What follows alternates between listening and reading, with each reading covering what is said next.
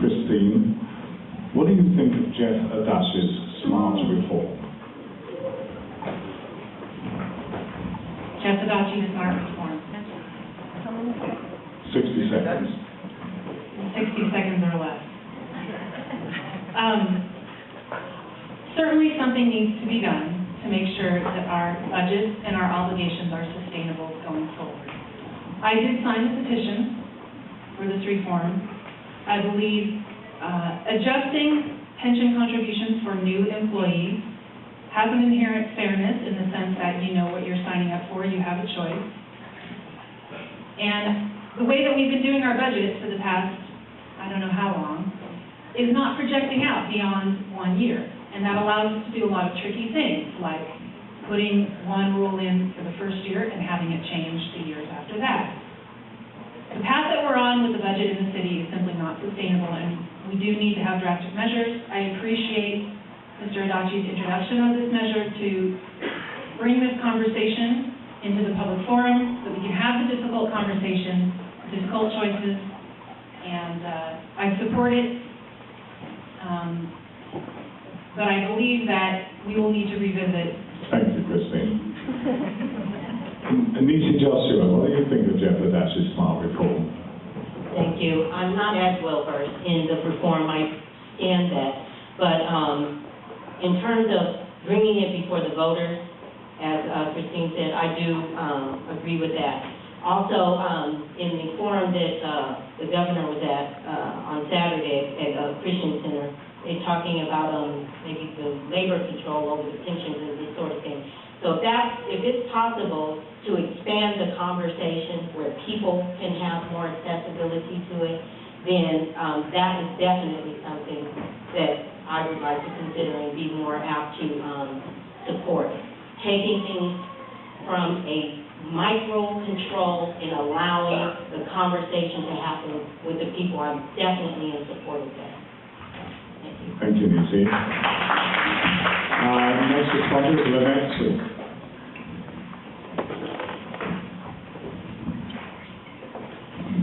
Thank you. What Jeff Adachi did was not a bad thing. The way he went about it was. There needs to be pension reform here in San Francisco. That's understandable. Our budget can no longer go with the way things are happening. I fortunately sit on a board right now, the board of directors, where we took this issue up a long time ago, but we took it up the right way. We took it up by talking with our union membership about what it was we had to do. We talked to them about why we had to do it. We talked to them about why the reform was necessary, and we got their buy-in. We didn't just go off and say, here's what we're going to do. So even though he has a good idea, it can't happen this way. You got to talk to the people first. So no, I don't agree with what he's doing because of the way he's getting it done. It just can't happen this way. You don't go to work and sign a contract and say, here's the salary I'm going to work for, and here are my benefits, and then have that change. Thank you. Thank you. Stephen Weber, what do you think of Jeff Adash's smart reform? I would have to echo Lynette's comments. I don't believe it's done the right way. I like the idea. I believe that it also has to be done. The labor leaders that I've talked to in San Francisco over the last few months agree, even those who represent labor contracts with the city. They're willing to sit down and discuss the pension plan and everything else. Every labor organization in the city government gave back in the last budget except for one. Every one of them is willing to discuss the pension plan. They just don't want to discuss it with the board that is sitting in there now.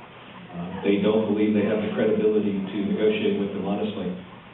And I believe that's another reason why many of us are here running, is because we want to bring that level of honesty and openness and frank discussions with the labor groups back to the Board of Supervisors. Thank you.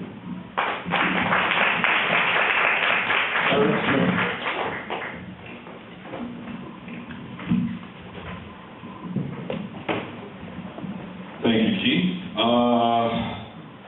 I love Jeff Adachi.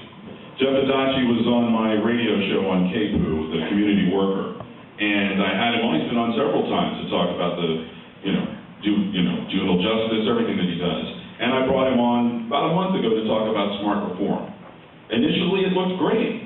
I thought, wow, 1 in 3 San Francisco city employees are making over $100,000.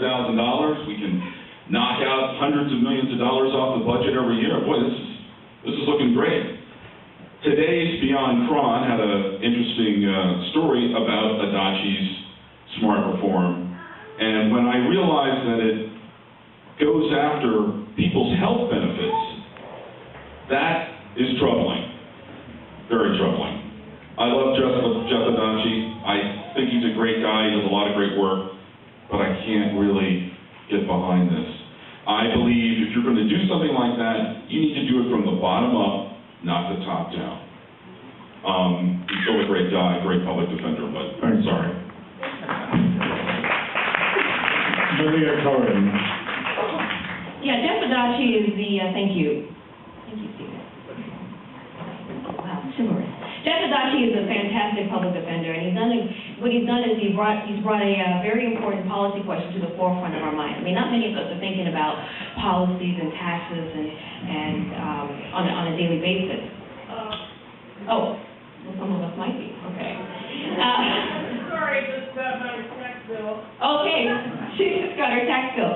So Jeff Adachi, what he has done is he has taken an approach that has disrespected public process. Public process meaning that you're partnering with your stakeholders and you're checking in, you're finding out what's working, what's not working. And instead, he created a policy. He got the signatures and he's putting it down on the ballot. I am not in favor of Jeff Adachi's public pension reform for the simple reason that it would lead to kids having no health care. And also, like Eric pointed out, 1 in 3 city employees are making $100,000, but it unfairly taxes those regressively on the bottom.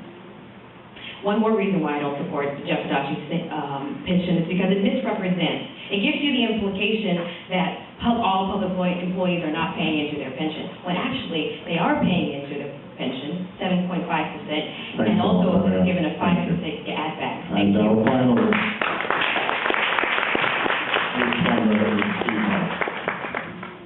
Well, the group of people that the Adachi initiative hurts the most is us would-be politicians, because we're forced now to talk about an issue that is very complicated in this city. The labor unions are rightfully furious. They're furious both because their economic well-being is being attacked, but also because they thought they were friends with Adachi. And then they turn around and go, well, what did you just do, friend? I thought you were here. So we all know on this panel, and probably we all know in this audience, that pensions need reform. Pensions need reform. Things have gotten out of whack. The way we compensate civil servants is not really on par with the way the private sector has evolved. There are some distinct problems with Adachi's initiative, and as a policy analyst, they can't escape me and other people on this panel, particularly, again, related to the regressive nature of the health care requirement. I don't know that it will lead people to lose their health care, but it could lead people to lose their health care because they'll have to pay more for their dependents. There's also some poison pills in there about potential litigation and how that would impact unions' future ability to negotiate raises, which maybe isn't so good. So, conversation. Thanks, everyone.